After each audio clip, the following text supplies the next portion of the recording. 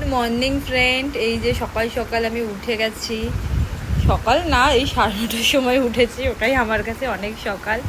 ওই যে বারান্দায় ছুটকিকে বেঁধে রেখেছি, ছোট মানুষ খুব লাফালাফি করছে, আমি এতগুলোকে সামলাতে পারছি না, কিন্তু কিছু করার নেই, আমি ওকে রাস্তায় ছেড়েও রাখতে পারবো না একা।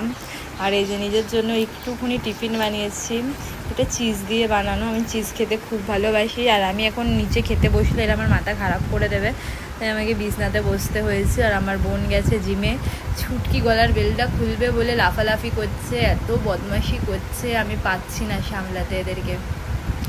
কিন্তু খুব ভালো বাচ্চা, এরকম বাচ্চা 10খানা রাখা যায়, শুধু আমাদের ঘর ছোট বলে আমি আরও বাচ্চাকে বাড়িতে আনতে পারি না, যাদের খুবই ঘরের দরকার। যদি ভগবান আমাকে কোনো দিনও ভালো ঘর বাড়ি দেয়, তাহলে আমি নিশ্চয়ই বাচ্চাদের জন্য পুরো একটা ফ্লোর করে দেব, পুরো একটা ফ্লোর আমার বাচ্চাদের জন্য থাকবে। আমি টোস্ট খাওয়া শুরু করে দিয়েছি, ভালো লাগছে, কিন্তু ঠান্ডা হয়ে গেলে একদম ভালো লাগে না, চিজটা জমে গেলে টেস্ট পাই না কোনো। আর আমুলের চিজটা আমার খুব ফেভারেট, এরকমভাবে তোমরাও খেয়ে দেখতে পারো।